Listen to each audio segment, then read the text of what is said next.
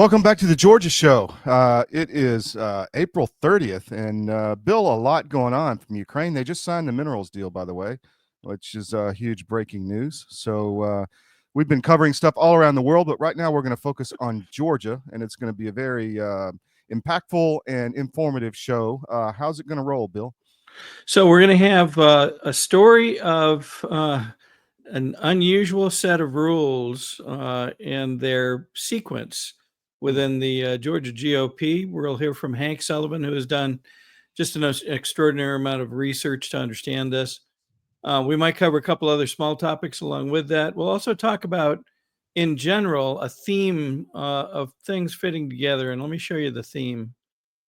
Okay. And that is, oh, what a tangled web they weave. So that will become apparent as we get through the show about why we're naming it that today. So we'll do that. We'll look at some other stuff here in Georgia. A couple things nationally that delve into about that same theme, and we will try to squeeze that all into 60 minutes. It's going to be a challenge, but I think we can do it. We are brought to you by the Georgia Record, georgiarecord.com. We put a lot of effort into this whole show and into the paper over the last several years. I think we were the first to really focus on Georgia independent media and make it work. One way you can support us is with our no ad subscription. So please click on the link there that Bill's showing you on the page, the advertisement, and on the homepage of the Georgia Record, and it'll take you to a sign up place. It costs $10 a month, or there's an annual subscription for $100 a year. I just had somebody call me the other night or email me and say, hey, I want to sign up for a 5-year subscription. So we made room for them to do that, and we love that. It allows you to go all over our network with no ads, and it's really effective, and people love it. There's nothing on their phones. And I'm going to turn it over to you, Bill, and let's get right to it. There's a lot to go through today. Okay. So again, our theme for today is, oh, what a tangled web they weave. And we're going to start with Hank Sullivan. So, Mr. Sullivan, thank you for making time to join us this evening. Oh, glad to be here. All right. So you have done just an amazing amount of research to uncover things that the laws require from Georgia's GOP, yet they seem to perhaps not be in alignment with some of those requirements. So I'm not going to steal your thunder. Let me turn it over to you, sir, to get us started. Well, I appreciate the opportunity. And I've been thinking about a way to try to make people understand what this is. And I didn't think of this opportunity until I didn't have enough time to get the real props here. But just imagine in my right hand here that I have a football. Football games are played with a certain set of rules, right? Imagine I have a baseball in my left hand. Baseball has another set of rules. You can't play football with a baseball, and you can't play baseball with a football. Now, both of these are balls, but they're different. There's a different definition to them. And what we have here is we have our state Republican Party that is claiming to be a corporation, a nonprofit corporation, but it's also claiming to be a political party. Well, corporations have certain rules and political parties have certain rules, but they're not the same rules. Now, both of those entities have members, but a political party has a certain type of member that has a certain definition, like a baseball, and a nonprofit corporation has members, but they're different members and it's a different definition. So you can't say that these things are the same thing because the definitions that make them what they are not the same thing, including the fact that this particular nonprofit corporation doesn't even have members. So maybe that's a better way to explain what's going on here.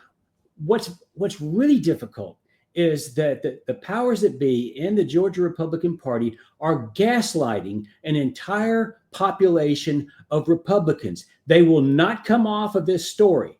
They are dead set on maintaining this narrative that these two things, this nonprofit corporation and this political party, are the same thing. They're not, they cannot be, and there is no ballot access for a nonprofit corporation. Just look at the Clinton Foundation. The Clinton Foundation is a nonprofit corporation. So do you think just by changing the name of the Clinton Foundation to say the Arkansas Democratic Party, that all of a sudden this nonprofit corporation gets to have ballot access? Well, that's exactly what has happened here. We had a Republican Party of Georgia, the Georgia Republican Party, that in 2014, they created a corporation. And then over a period of 2 to 3 years, all of a sudden, this entity became that entity. And that's how they're operating. It's not the case. They cannot do it. It's not lawful.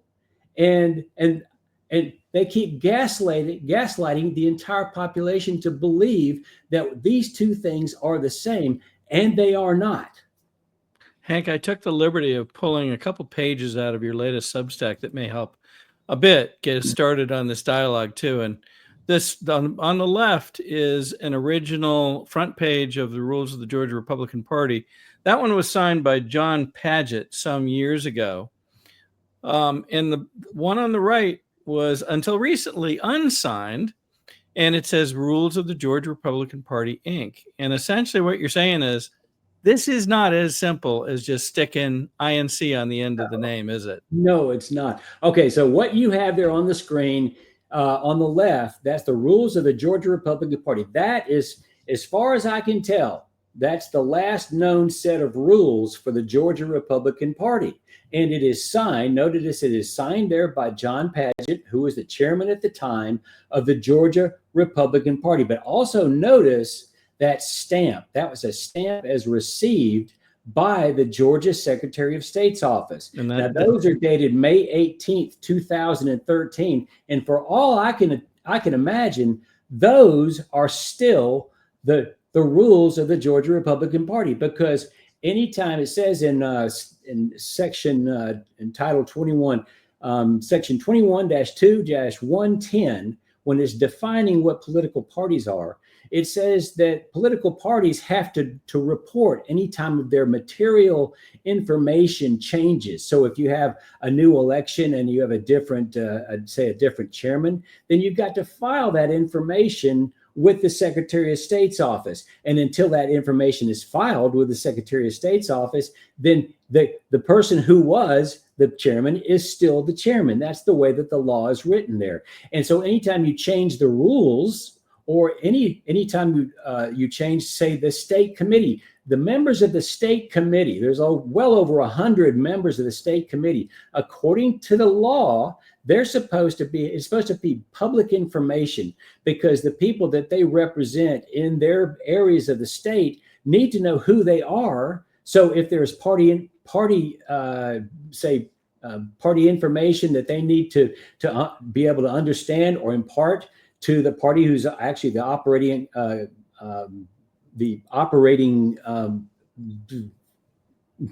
material, the operating organization here, then they would have a way to do that. So on the right-hand side, you have the next iteration of the Georgia Republican Party rules, but it says they're the Rules of the Georgia Republican Party, Inc. Now, notice they're not signed.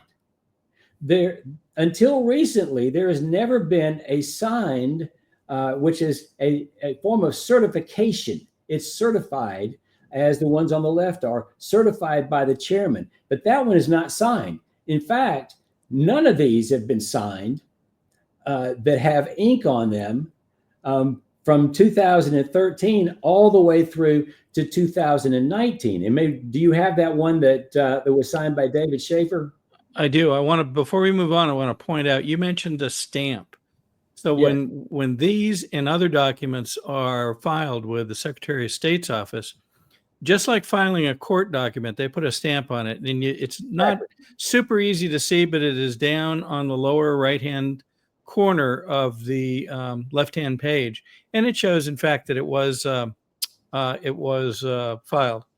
Let's go People may be to... asking right now, well, how do we know that other copies were not filed? Well, all of the open records requests from 2013 all the way through the present have yielded very little. In fact, what you're showing right there is one of the answers from the open record staff. Secretary of State's office does not have the records responsive to your requested highlight below. So they've been asked to, the Secretary of State's office has been asked to respond with all of the sets of rules that have been filed with their office from 2013 all the way until 2020. And until recently, there has been no evidence that any of them have been filed. But obviously, this is telling you that they didn't have that information. So it appears as though that none of these sets of rules have been filed. So go back to the picture of the one with David Schaefer's name on it. Okay, here we go. All right, so notice on this one, David Schaefer was the immediate past chairman of the Georgia Republican Party, whatever that even means today. But notice that when he signed these rules, he scratched out the ink in both the signature block and the main area in the middle of the title page there. He scratched both of those out. So whether these have been filed, there has been no evidence given to anyone who's submitted open records requests responding with this. So again, the law was not followed, apparently, because the Secretary of State's office does not have this document. I find it very interesting that Mr. Schaefer did not sign a rules of the Georgia Republican Party that he did not first strike through the ink. Yeah. Now here's this is one of the pages from within the document. Is that correct? And right there it says these rules shall become effective upon filing. Yes. It says that even in the rules. So you have the law says that the rules are not effective until filing. You have the rules that say these rules are not effective until filing. So as I said, until you have a set of rules that is certified and received by the Secretary of State's office, then it's the preceding set that were in effect at the time when you might look at a subsequent set of rules. So again, the last time we have any rules of the Georgia Republican Party that show any sign that they were both certified and filed with the Georgia Secretary of State's office were in 2013. And what does that mean? That means, according to the literal written word of the law, that means that John Pageant is still the chairman of the Georgia Republican Party. Because nothing's ever been filed that changes that, is what you're finding, right? That's the way the law is written.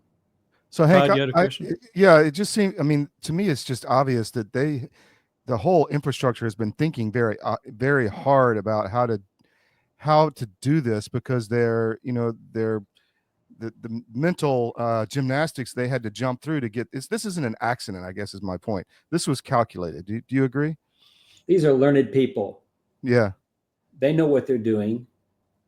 And I know what they're doing. And if anybody who looks into this, you'll know what they're doing too. But the question then becomes, okay, why are they doing this? Why are they doing this? Well, you know what? They've been asked this question over and over and over, and nobody's ever responded, except to say that we can't do anything about this until some lawsuit with John Pageant is over. Nonsense. Because both of these entities are not the same entity. The Georgia Republican Party is not the Georgia Republican Party, Inc. They have nothing to do with each other. They're in different titles of law. And so if John Pageant and Georgia Republican Party, Inc. have a problem with each other, that's okay. That's got nothing to do with our political party. That's them. That's not us. And so the Georgia Republican Party has been taken away from the members of the party. And that's where we stand today. They will not rectify this, and they continue to gaslight Republicans, in all of the Republicans in the state, that they're members of something that doesn't have members. You see, none of this makes any sense whatsoever. The only way they can maintain this is by continuing to gaslight everybody that is involved with the Georgia Republican Party. That's a great lead in for where I want to go next. So folks have looked at this and the document that up until recently has existed, called the Rules of the Georgia Republican Party, Inc.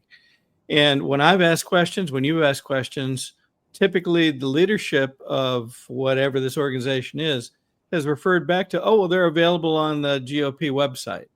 And what's been available on the GOP website until quite recently was that version. That's right. It's an unsigned version. There's no certification stamp on it.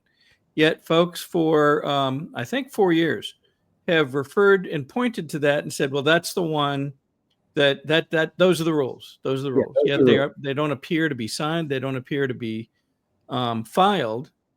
And yet you can see the date. Well, maybe you can't see the date on our screen, but in fact, that is dated June 17th, 2020.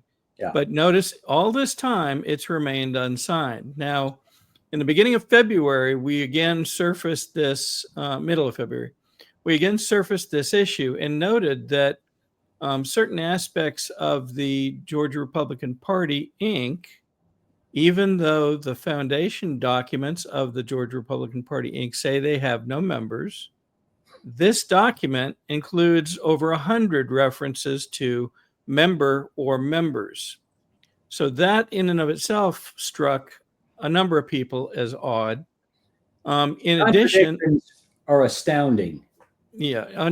In addition, court documents that were filed in the midst of trying to completely seal off, in other words, redact an agreement that had been formed between John Padgett and a former plaintiff, and including the Georgia Republican Party or Georgia Republican Party, Inc.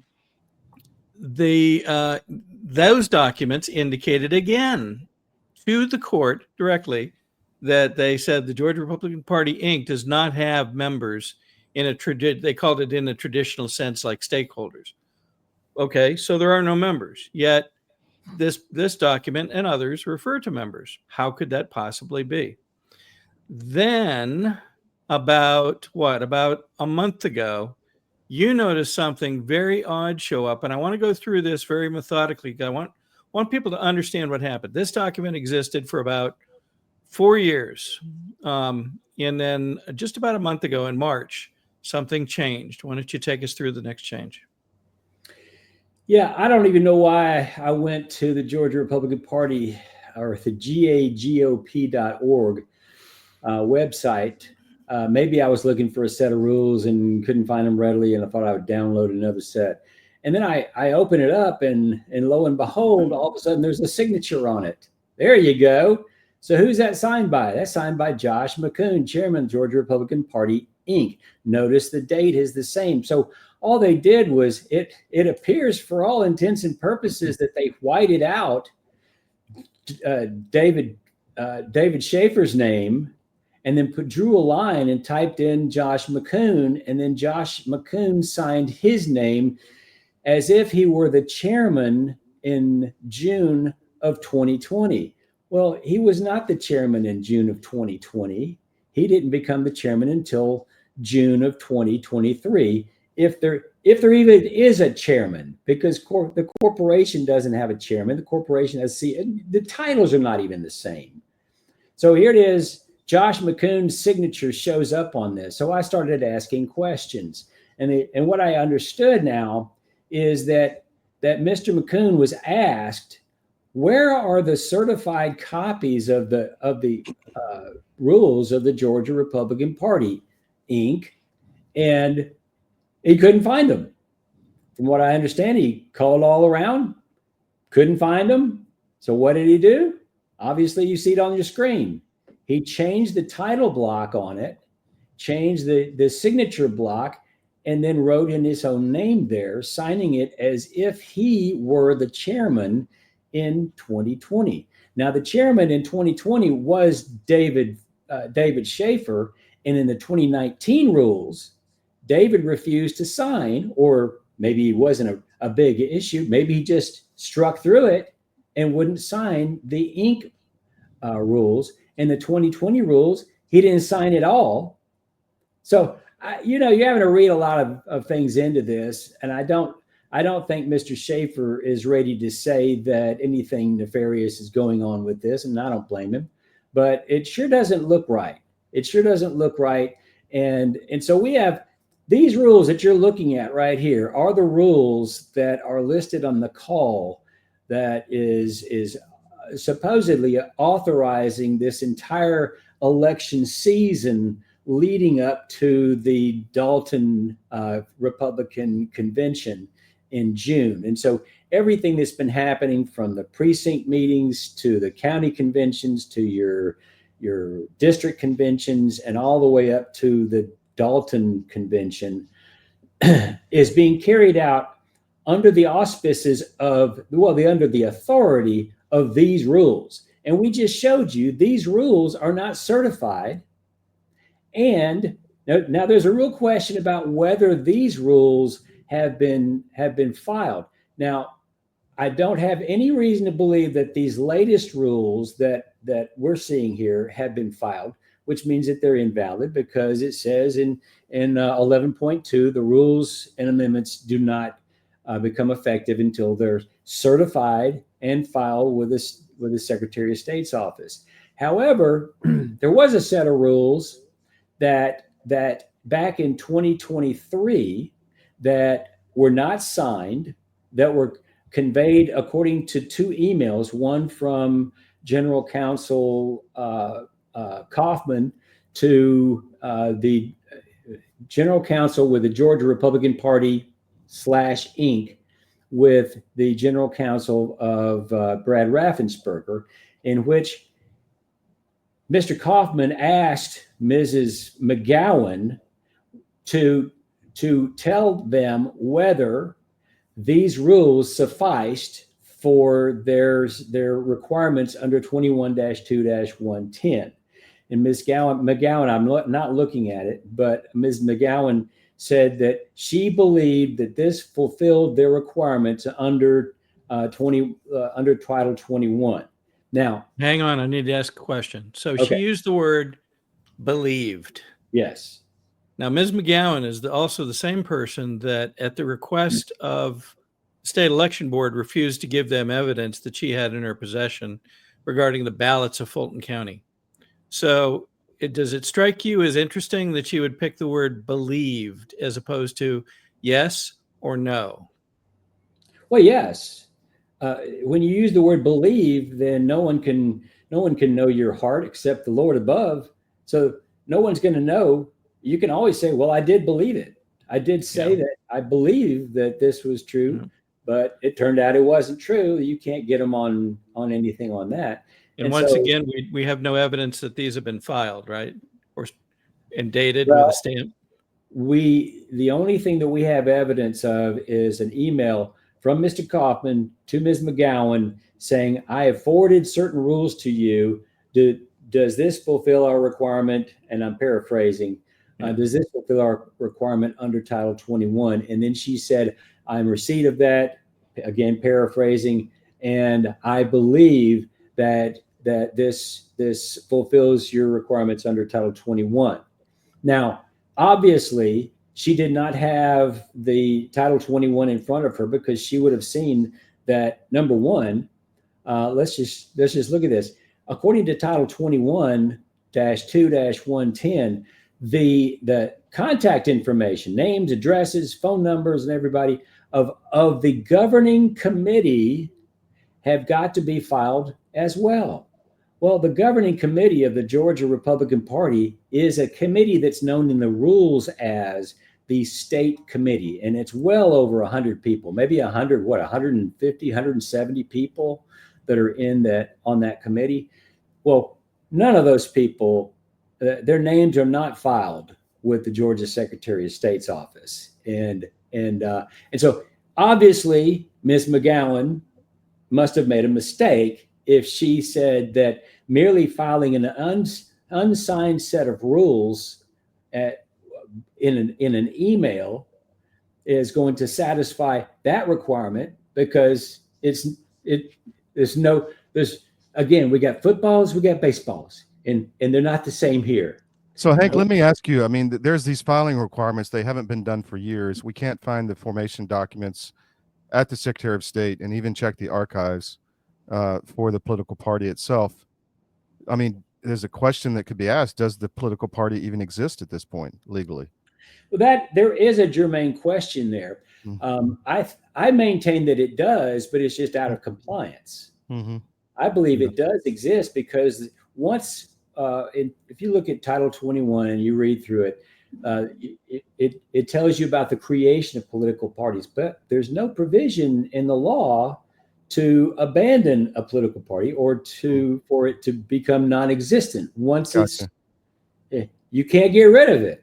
So it's there in perpetuity, but if you don't maintain the information with the Secretary of State's office, it goes into a non-compliant status.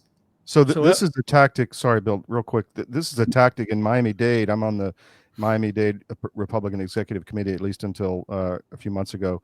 They just completely did not file required filing so that the grassroots could see what was going on in the party. So there's like they're just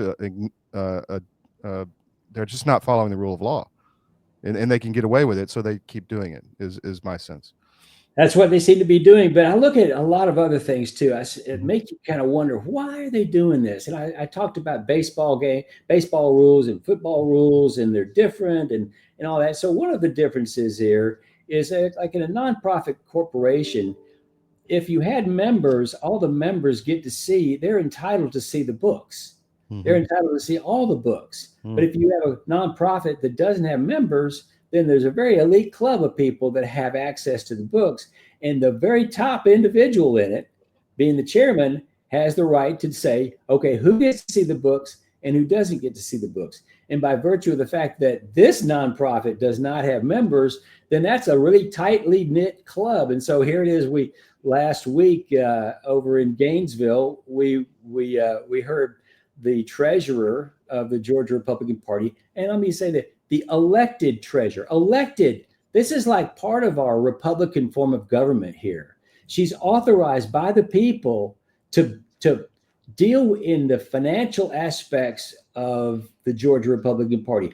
All of them. She's elected to see everything about the books, because you want someone that is accountable to the people to be able to be accountable, but also be able to see what she's being accountable for. And she tells us that she doesn't get to see any of the books. All she sees is a list of items in a QuickBooks, and then she looks in to see whether they balance with what's on the FEC report. That is the job of the Georgia Republican Party Inc. treasurer, is to make sure that the bank balances with the report.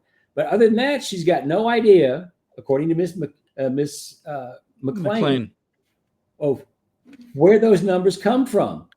And I also say, it's like, okay, how do you even know how many bank accounts that this nonprofit corporation might have? How do you know that you're seeing all of the information? Because nonprofit corporations, they don't have to tell you anything. They don't have to tell you about their books beyond what they have to report to the government. And because it's a nonprofit corporation and not a political party, they're telling you certain things about the political party, but is that everything? Obviously not, because you have a political party, you have a corporation. So there's two different functions there. And was it one big pile of money, or is it in different accounts? Nobody knows. Yeah. So one of the characteristics of situations like this, when there's something to be hidden, in my humble opinion, is that people begin to scurry around and make changes, but don't have time to consider the impact of those changes. This strange signature that showed up after 4 years some might call that an example of it. Others might call, trying to divert attention away from this by using others could be another tactic. And we're going to hear about how at the federal level that's been being done. One of the things that I found fascinating was One of the folks that's lost a lot of credibility, if not all, in the public arena overnight called you sort of called you a conspiracy theorist, which I thought, wow, we're dragging one out of mothballs, Donald Like 15 Trump years Jr. ago, and everything that Donald I was Trump. saying then came true. But I think Trump he works. Jr. I think he works for Putin too. That's what I heard. Yeah, Donald Let Trump me- Jr. in October of last year said that, folks that were conspiracy theorists are really nothing more than folks that have really good pattern recognition. They can see signals created by things that don't fit very well. Yeah. Before we So, change subjects, let me say this one thing about those rules that are signed by, ostensibly, but I didn't see him sign them. Maybe it's a stamp. I don't know. By Josh McCoon. Yeah. If you look on page 40 of those documents of that set of rules, page 40 says, there it is, says that the actual chairman is not Josh McCoon, it's David Schaefer. So the rules that are authorizing the call that is going to culminate in the Dalton Convention show that there's two different chairmen here. And Wow. and obviously these rules are not filed. Who would file something like this? Yeah. I mean, so these rules are, all of this is called into question here. Yeah. How on earth can these people keep this up? How do they do it with a straight face? That's how I don't understand how they do it with a straight face. I can't keep a straight face as you're describing it. I've been referring to people like Josh McCoon for quite a while as an actor. These people are actors. They're really good. They're convincing, and they get right in front of the camera, and they will tell you something that's not true, and they will not flinch, and they will stick to that story like grim death. They will not let go of it, because as soon as they do, they are destroyed. They are absolutely destroyed by this if they ever admit what the truth is in all of this. It's insane. We heard one of those in the last couple of weeks, when the story on Jaquan Stembridge came out. Josh came around the front of the table and said, well, now I want to be completely transparent, or something to that effect. I never told him to leave the race. Well, yes, you never told him. You asked him. You asked him, and you gave him an incentive to do so. That's not telling him. No. So, again, it's trying to slice truth into two pieces, I guess. Along those same lines. Calling these people actors is really insightful, Hank, because we've seen that all over the country, if not all over the world, where you have people in positions of power that are really just doing what they're told, and have, you can see it and spot it eventually. Well, you guys are on this. You do enough on the air to know that there's a certain amount of acting that goes along with it. You have to play the part and all that. And so it's going to happen with politicians. They're all actors, but these are some really good actors, especially when they're looking you in the face and you're telling you something that's not true, and they're not going to come off of it, and they're going to try. But you said something a minute ago, Bill, I want to touch about. So I heard this afternoon that Josh McCoon is being asked about this by people that are really wondering, okay, what's going on with this? And so here was his answer. Now, I was at an event with Bill about 2 weeks or so up in Gainesville at the Hall County Republican Party, where Josh McCoon was speaking.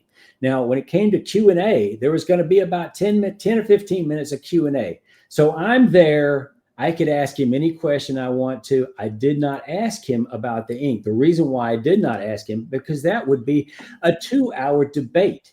And you cannot possibly have something like that. That would be so inconsiderate of me to take over this entire event with a question like that. So I asked him a softball question, really. I didn't have to, but I did ask him a softball question. So he's now, from what I hear this afternoon, he's now saying, well, Hank had the opportunity to ask me up there in Gainesville, and he didn't ask me. Oh, I'm just going to take over this entire event for 2 hours, and we're going to stand here and have a debate while other people want to ask you questions.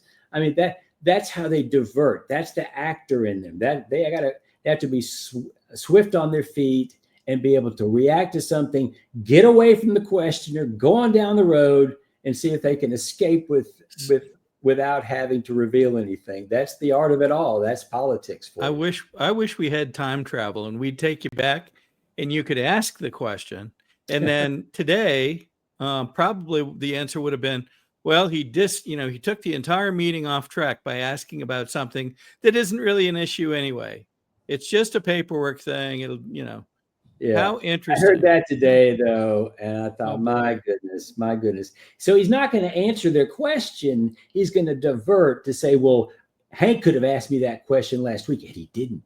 So I got to go. Hank, well, wow. The amount of work you've put in on just this one issue, even though it's grown and grown and grown and grown, is amazing. Well, I have not been alone in any of this. I am not. I wouldn't have even known about this one for other people. Go Reclaim Georgia and Sarah Thompson. It's amazing the amount of information that has come to me from sources that have really been doing the hard work. And I'm just the messenger here. I guess I'm blessed to be able to understand it finally. And once I got it. And so I guess I'm a messenger and all that, but there's pretty soon they'll be saying you really don't understand it, I bet. Maybe so. Hank, we're going to take a break and pay some bills. If you want to stick around, I'm going to cover another topic that I think you've done some work on. I'd like to get your thoughts on that too, if that's okay. All right, I'm going to grab a drink and I'll be right back. Okay, sounds good. So one of the things we are working on is health, and it is really important that you have good nutrition, and hopefully you're learning about the molecular level stuff that's really harming Americans and make us unhealthy. We have a site, cdmnutrition.com, where we talk about how to fix that. I'm going to run an ad with John B. Wells, where we've developed a product where you can stay healthy and get everything you need. Here we go.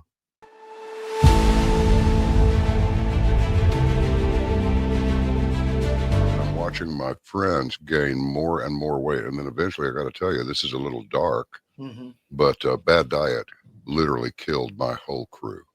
Wow. Diabetes, a stroke, I mean, all kinds of stuff. It's like, you had a stroke? You're not even 50 years old. You guys got to quit eating this stuff. Your body knows what's what. You're not conscious of this. But that's why people will go to the refrigerator and they'll grab this and that and the other and put together this outrageously elaborate combination of foods. Your body's trying to reach balance. Unbeknownst to us, our bodies are always trying to reach homeostasis. You can't eat all of this stuff and expect to live a long time. And one thing led to another, and I went, forget this. We're going to make our own product. So we partnered with one of the world's top 3 biochemists where nutrition-specific study is concerned. I said, all I want is the best nutritional and immune support product in the world.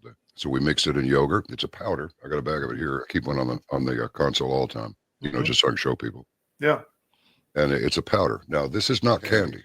This is hardcore nutrition. And sugar is an enemy. And most people do not know that the reason these bellies are showing up on people all over the place, your body makes fat to store the toxins it can't get rid of. So it just puts them over here. But I can tell you this, you take this for 30 days and then lay off of it for 2 or 3 days, and you'll go, good grief, give me some more. Skin, nails, hair growing back. Cut yourself and it heals in half the time.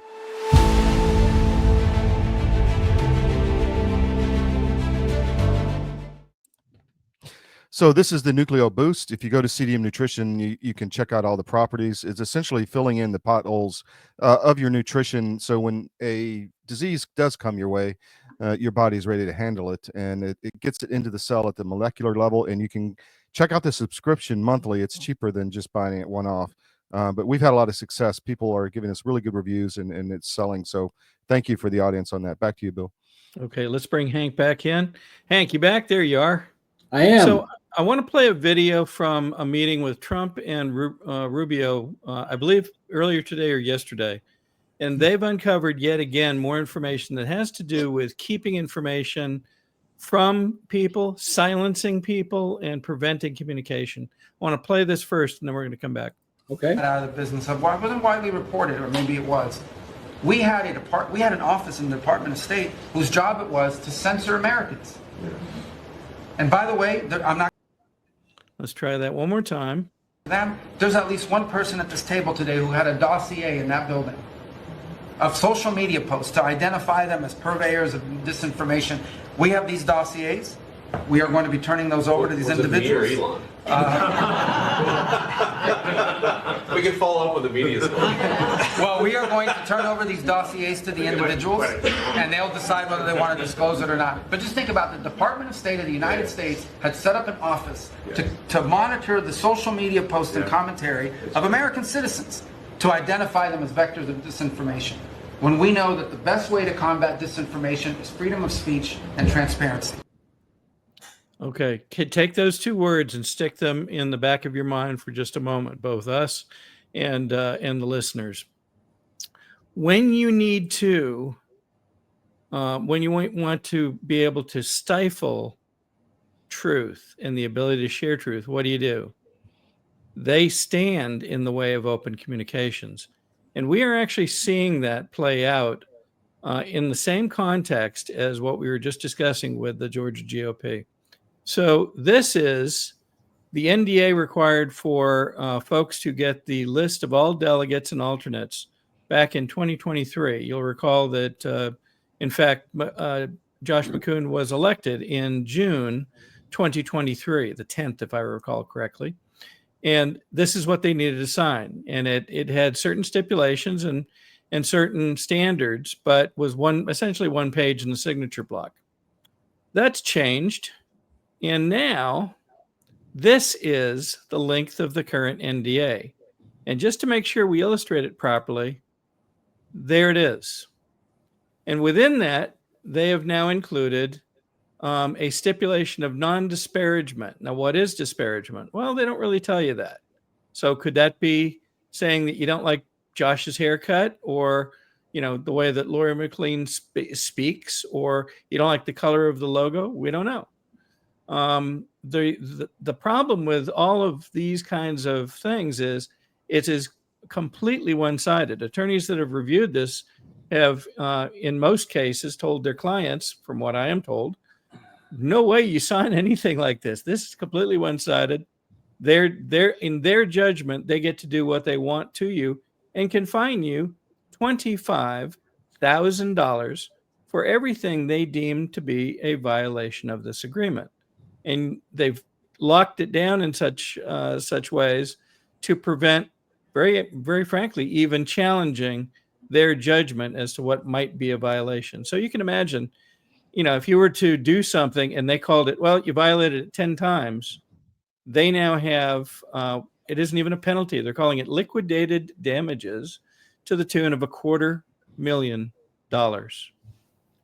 Okay? I would just say this, that, you didn't have to do anything. All you had to do is sign that document, and they could take you to court and say that you did, and they could ruin you. Anyone who would sign that document is a fool. I've never known anyone who is happy having signed an NDA. That anyone who would sign something like that is taking their financial future and putting it at risk. But no one should be able to. No one should do that. The key is the effective function of this is to put fear in those that might ask to get a copy of the delegate and alternate list, and also open the door for those that they deem that perhaps they don't even just like them, that they might find violations or might find things that they claim have been done in opposition to this agreement. The key is the ability to communicate should be a staple. It's freedom of speech is a foundation, I believe, of the Republican Party's platform. The ability to reach people that will be deciding on your role going forward, if in fact you're a candidate, should be part of what's provided. Why are they guarding it so hard, and why are they providing these horrific measures against folks is unknown. But it seems to be in a series of decisions that are meant to, in some ways, really intimidate folks. We'll be doing a article sometime in the next few days about something we call the Men in Black. And when we were covering I'll call it trial, but it wasn't really a trial of BKP when he was at being the hearings at the Eagles Club. We were having a conversation outside and were approached by two gentlemen in black suits, black ties, black shoes, and they had the little curly Q, radios in their ears. They had little pins, and they looked very much like Men in Black. I thought, boy, the next step is they're going to take out the neuralizer, and we're going to forget our middle name. Josh McCoon does not play by rules. The rules, even if these were authentic rules of the party, he doesn't abide by those rules. The way he had operated to remove Brian Pritchard from the first vice chair position in the party, he followed no rules. He had no authority to call the state committee together, yet he did. Unless you get the executive committee together and they vote for a resolution to give you that authority, the chief executive has no authority, but that's what he did. I mean, so there are no rules when you're at the highest level of the Georgia Republican Party. They make up their own rules. Josh McCoon. If you wanted to keep grassroots, freedom-loving Americans, pro-Trump Americans, out of the party and out of the way of whatever decisions you're making, you'd do something like this. I mean, what other reason could there be? They're not looking for free and fair discussion of who should be running the party. I'll say that. Yeah. And so why would they do this? What is it for them? I mean, this job doesn't pay anything. So what's the goodie that all these people get out of it? They're just that patriotic? Yeah. It's power. It's power, and power being used in dark ways, in my opinion. Well, I think it's at least power. Mm-hmm. I think there's at least power. I think that when this regime is out, there should be a full-blown audit of the Georgia Republican Party Incorporated books, all of the books for the last 10 years. Yeah, and court documents, because they've gone to the extent to hide a 30 or 40 page settlement, hide it like in perpetuity, longer than the JFK files have been put away. So one of the things that I note over the last couple of weeks is in debates and speeches by David Cross and Josh McCoon, it's come up again and again and again that, who did what during the 2024 cycle and election. And Mr. McCoon is quick to take broad credit for organizing, paying for, and so forth. And we've shown that most of the paying for actually came from the Republican National Committee, the Senate Republican Committee, Trump Force 47, and Trump's own campaign fund. But more importantly, he seems to imply that a lot of the brains behind it, came straight from his desk. He often neglects to mention other people on the team, if he mentions them at all. What was very interesting to me was last night.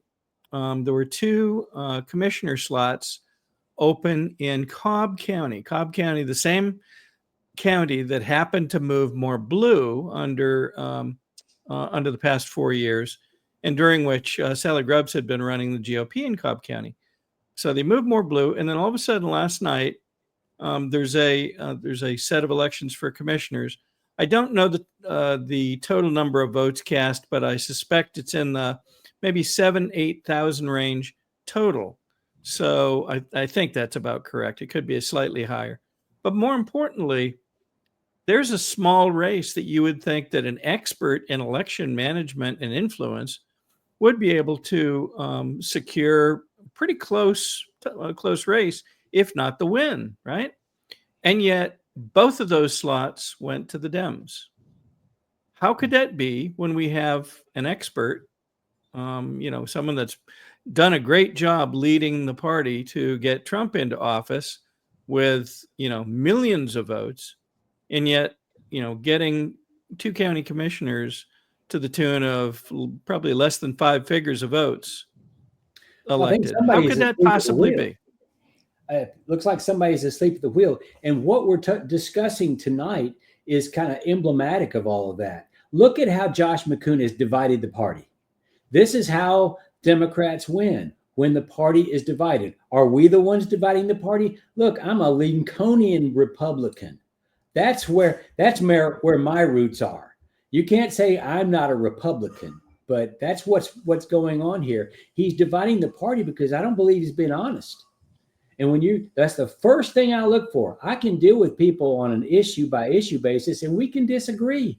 I can respect your opinion, but we can't have that same discussion if you're not going to be honest. And I don't believe these people are honest with us. And so that's the divider right there. We got to have people in our office, not only in the Republican Party, but that's where our candidates come to become officers in the government. And that's how all of this works. And so if they're brought up in a political party that's dishonest, what are they going to be when they get into the office? When that same party elected them by rules that don't even exist. I mean, this is absurd. The absurdity of this is just overwhelming.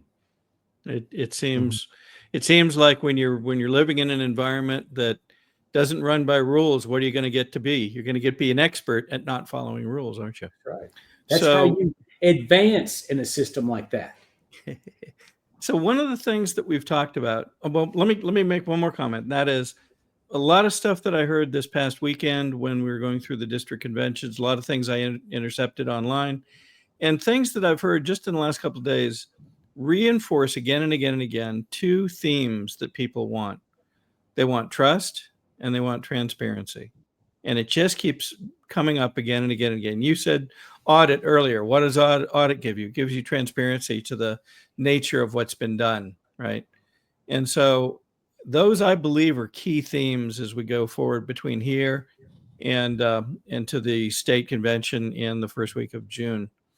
The other thing is we are seeing people, and we're going to segue into a little different way of looking at stuff. We're seeing people move left and right. They're moving. Some people that we thought were good, we're finding out they may not be quite as good.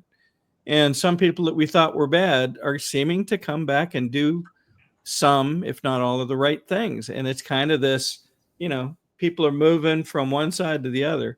And I'll just refer to it as good and bad, for lack of a better term to describe it. And what struck me, we were in another discussion earlier today, and what struck me was this is very similar to something that Alex Jones had said a couple of weeks ago. And I wanted to reinforce that for folks because I actually do think that this has meaning. And, he's been right quite a number of times in the past, and I think he might be on to something yet again. And that is— Who did you say? I missed the name. Alex Jones. Oh, Alex Jones. Okay. Yeah. Yes. So we've got about 6 minutes left. Let me go ahead and play this, and then we may get a chance to make some comments on it. All right. Bible, Old Testament, New Testament, it's all there. And then I see it happening. It says that during these big times of change, that you'll see the best out of the good people and the worst out of the bad people. And some people you thought were good are going to really activate and show you their real cards, that they really are servants of evil or really slaves of evil. And then you're going to see some people you thought weren't good that are going to be touched and make the decision to be strong for liberty. That'll be some of our greatest champions. Yes. And that you're not going to really see people in the middle anymore, that big middle of people passing the buck. God said you were hot nor cold. You were lukewarm. I spit you out of my mouth. And so we're going into really the beginning. It's going to get way more intense in my view. If any prediction, it's that. If people think things are wild now and tumultuous, this is going to be seen as the calm before the storm. And so there's going to be nowhere to be in the middle. People are going to have to choose a side.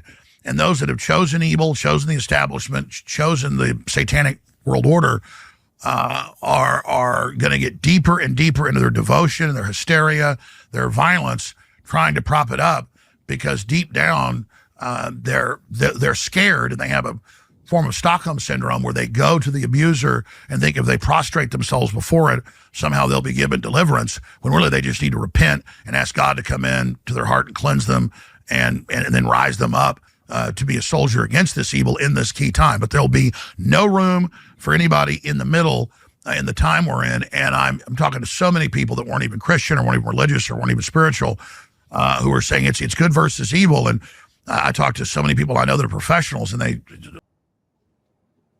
You know, I want to stop it there because I think you've actually been in meeting rooms with me when I've asked that question of folks, and I've asked, and I often ask, you know, are we in a war? And then folks will say yes, and I'll say, are we in a spiritual war? And in almost every case, they'll say yes, and they don't know why exactly they say yes. They don't know exactly all the things it might mean, but there's a sense that there's something bigger at play here, and there is a movement. In a spiritual type of realm that is splitting. It's splitting people between good and bad. Yeah. In the last 10 years, I've learned more about the Bible just observing life than I would if I spent 24 hours a day in the church, because you can read the Bible, but until you see it play out in the world, it doesn't mean anything. What is good and what is evil when it's just an academic idea until you actually see it actually playing out in front of you. And then you go, okay, I get what he was talking about now. And over the past decade, my goodness, I have seen the Bible playing out in front of me like it is alive. I mean, it is alive, but it is alive in the hearts of men. And this entire set of events that this generation is living through. I can't speak for all the other ones. I'm sure they live through it again, but this is just alive with biblical events. And it's hard to fathom that we are this generation that are living through these events. It's a very, very exciting time to be alive, actually, because as you say, you're seeing all this. 30 years ago, we kind of gave it lip service, but right now it's real. It's right in front of you, man. Yes. Yeah, and it's getting, I think, clearer as we move forward. Years ago we marched through life and everybody was heads down trying to make sure they get their bills paid and their kids taken care of and everything else. We probably walked by a bunch of stuff, but over the past 3 years, it seems to have gotten more and more in our face. Grammy actors dressing like devils and having women painted in red dancing at their feet, and mocking the Last Supper at the Olympics, golden calf up on the wall at the Olympics, and then even locally things that are clearly in question. Folks that claim to be very spiritual yet seem to have the trappings of I'll call it unclean symbolism around them that are unmistakable to those who know what to look for. If I could leave your audience with one or maybe two things here, one of the things I've learned is I hate to say it, but trust but verify, and it's kind of the point where I just assume someone's lying to me until they prove or events prove that what they're saying is true. And in politics, that's really got to be the way that you look at it. I tell people that go into politics, look, don't trust anybody down there. Just keep your head down, do the work of the people, and you'll be fine. But other than that, don't trust anybody. But over and over and over, they get mixed up in it. Next thing you know, you don't even know the person anymore. They get locked up into this because as soon as you walk into it and you embrace it, you become it, and you can't do that. It doesn't work out that way.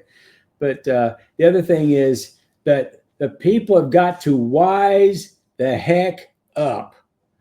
You're not being told the truth. You've got to wise up. Do your own research. Get to the bottom of things. Don't trust what you're hearing on the radio.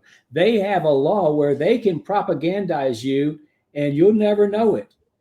They passed a law back in 2012 that allowed the government to propagandize the American people, and they've been doing it ever since. They did it before, but now it's just like unhinged. Don't believe any of this crap. It's not true. Do your own research and find out what the truth is. Smart Good smart points, moves. good points. Todd, last thoughts? No, I think that says it all right there. Good way to end the show, unless you have And anything else. thank you guys for doing this, because I know you guys, I know your hearts, and I know that you're trying to pursue the truth and put it out for the people. And thank you. That's very kind. We love kicking deep state ass. Are you kidding? Yeah. All right. We will see you guys next time. We'll be here again on Sunday at 2 p.m. And Todd will be on the Yeah, skiff tomorrow, the skiff, 10 to noon, Monday through Friday Eastern. So check Let us me out. plug my Substack. Let me plug my Oh yeah, go for Please it. do. Please do. HankSullivan.substack.com. HankSullivan.substack.com. Next one will be coming out pretty quickly. Now, That's I'm right. in You've series had, right now. unless And I'm mistaken, you know, had 3 or 4 out in the last 2 weeks, haven't you? That's right. All right. Working feverishly. HankSullivan.substack.com. .com. .com. Thank you. All right. We will see you guys next time. Thanks so much. Thank you.